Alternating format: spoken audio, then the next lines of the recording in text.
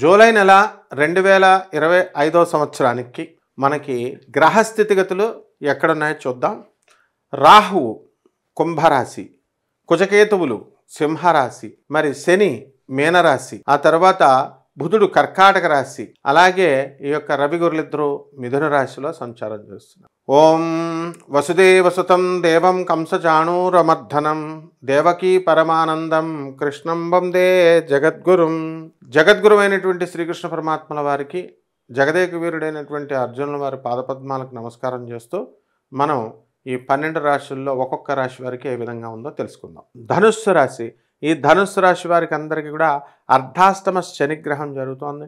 అర్ధాష్టమ శని ప్రభావం వలన వీళ్ళకి అందరికీ కూడా పనులు ఒకే ట్రిప్లో అవ్వకుండా కొంచెం రెండోసారో మూడోసారో అవ్వడం అనేటటువంటివి జరుగుతూ ఉంటాయి. ఇకపోతే రాహు మెరుగుపడిపోయాడు బ్రహ్మాండంగా. కాబట్టి రాహు చక్కగా విదేశాలకు వెళ్ళడాలు ఇలాంటివన్నీ కూడా జరుగుతాయి.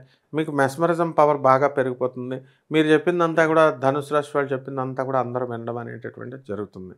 ఇకపోతే ఈ యొక్క ధనుస్సు రాశి వారికి కాస్త గురు బలం బాగా పెరిగింది. అందువలన రవి గురులిద్దరూ కూడా సప్తమ స్థానంలోకి వచ్చారు. కాబట్టి మీకంటే పెద్దదైనటువంటి అమ్మాయిల్ని పెళ్ళిళ్ళు ఈ మధ్యకాలంలో చూడండి. అఖిల్ కూడా చేసుకున్నాడు.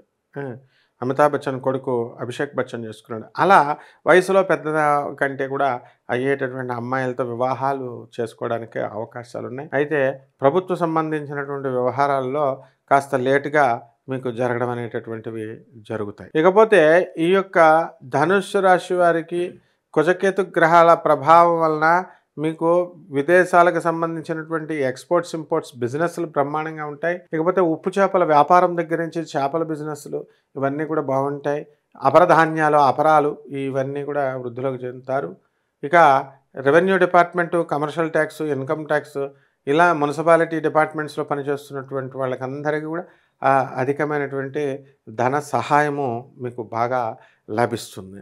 అదేవిధంగా ఈ యొక్క బుధగ్రహ ప్రభావం వలన అనేకమైనటువంటి వ్యాపారాలు, 1కి 2, 3 వ్యాపారాలు స్టార్ట్ చేయాలనేటటువంటి ఆసక్తి మీకు ఏర్పడుతుంది.